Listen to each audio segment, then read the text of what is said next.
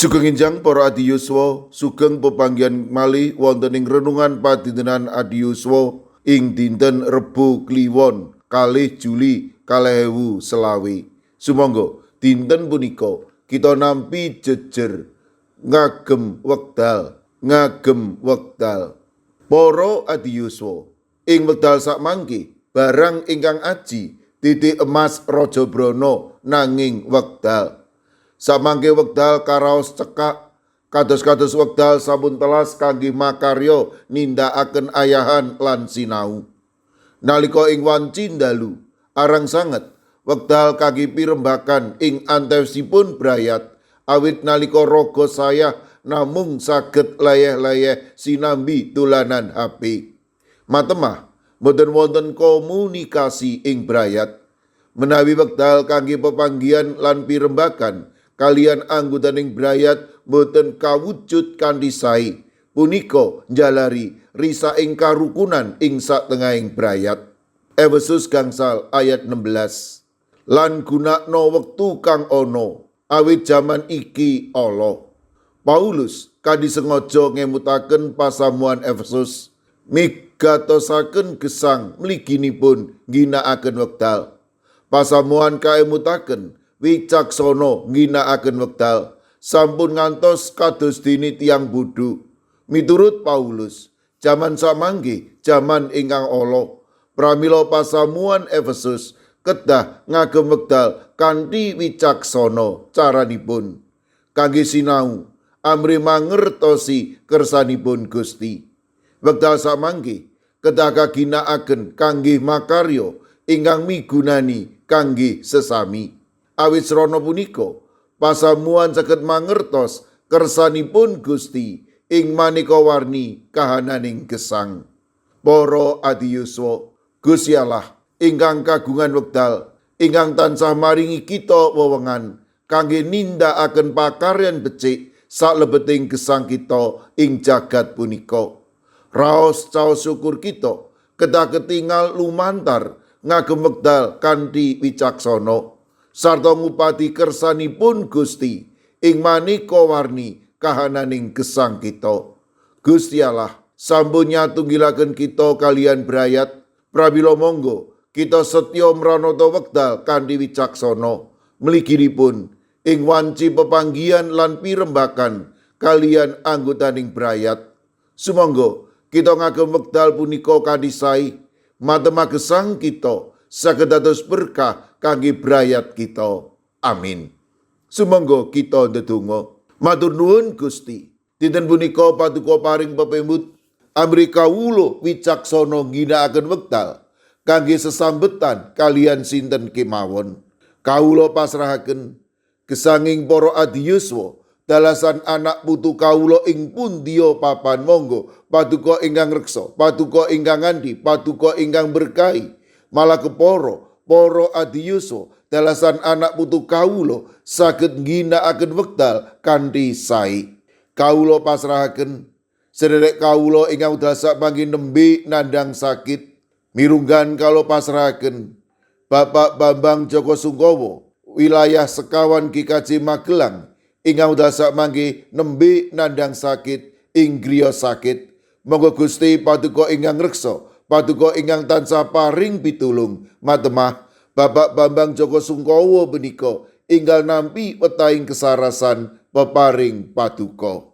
Mirunggan kawula pasrahaken Bapak Sucipto warga wilayah Glagah Ombo ingkang dasa mangke nembe nandhang sakit. Monggo Gusti paduka ingkang reksa lan paring pitulung. Matemah Bapak Sucipto menika inggal nampi wetahing kesarasan peparing paduka. Kawula pasrahaken Bapak Sukoco ing Salatiga, makaten ugi Ibu Hadi Suwito wonten ing Wonosari lan ugi Bapak Waluyo wonten ing GKJ Bono. Kawula pitados sedherek kawula punika tamtu badhe paduka kiyataken lan paduka ugi badhe saged ngginakaken menapa lan sinten kemawon amri enggal nampi wetahing kesarasan peparing paduka. Kawula pasrahaken Ibu Purwaningsih Sunaryo, Ibu Elizabeth Indarwati, Bapak Bambang Setyo Margono, Bapak Moses Taji, Bapak Budiman Gultom, wonten ing GKJ Mijen, mekaten ugi kawula pasrahaken sedherek kawula ing GKJ Banyumanik, Bapak Daniel Agus Suwarso, Ibu Arum Puji, monggo Gusti paduka ingkang ugi makarya matemah ingkang nampi wetahing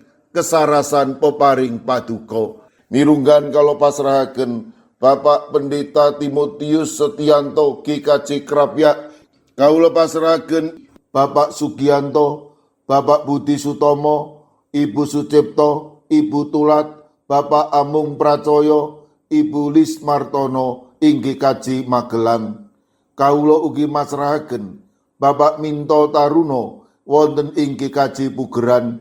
Kawula pasrahaken Ibu Sri Windardi, Bapak Mardiono, Bapak Margono, Ibu Marsudi wonten ing GKJ Pamong Utomo Kalinegoro. Kawula pasrahaken sedherek kawula ing GKJ Immanuel Sulu, Ibu Helmi Suprapto, Ibu Tugiani Sunarto lan Ibu Tati. Mekaten ugi kawula pasrahaken Ibu Tati ing GKJ Ngablak, Ibu Yuli Luther Harifah. Kawula pasrahaken ing GKJ Mono, Ibu Sapar, Ibu Priyati, Ibu Syih Mirah. Kawula pasrahaken Ibu Wiryo Sumarto lan Pendeta Ibnu Prabowo ing GKJ Telpok. Kawula pasrahaken Ibu Isti Wilayah 3 ing GKJ Wonocatur.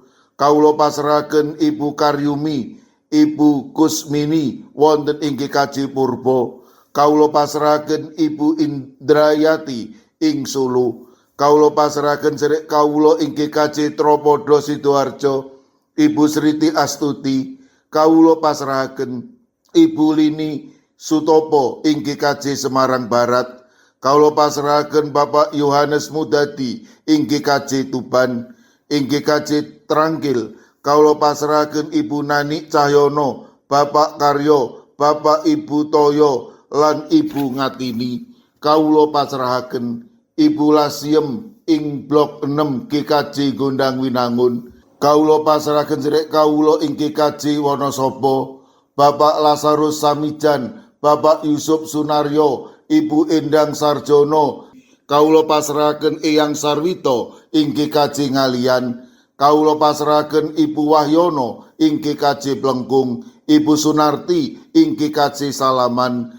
Kawula pasrahaken Ibu Apri ing GKJ Canden, Bapak Jatmiko ing Denpasar, Ibu Warsi ing Kemenjing. Kawula pasrahaken sedherek kawula ing GKJ Ungaran, Ibu Sugito, Bapak Sembiring, Ibu Suresno, Ibu Munarti, Bapak Ibu Tugiman. Kawula pasrahaken sedherek kawula ing GKJ Sragen, Bapak Warsito Riyadi, Ibu Sumiati, Bapak Suyanto. Kawula pasrahaken Bapak Chandra Deni Saputro. Kawula pasrahaken ing GKJ Watu Sigar, Ibu Warsini, dalasan putranipun Yohanes Haryadi. Kawula pasrahaken sedherek kawula ing Tanon, Bapak Suhadi. Mekaten ugi kawula pasrahaken sinten kemawon ingkang wedhasak mangke nembe nandhang sakit kawula pitados menawi paduka badhe ngreksa lan paring pitulung matemah sedherek kawula menika pikantuk kesarasan ingkang wetah. Kawula pasrahaken pasambat pandonga kawula wonten ing asma paduka Gusti kawula Yesus Kristus. Amin. Sumangga para adi yuswa kita tutup pepanggihan kita renungan padintenan adi yuswa sinarengan ngrepekaken kidung. Sumangga.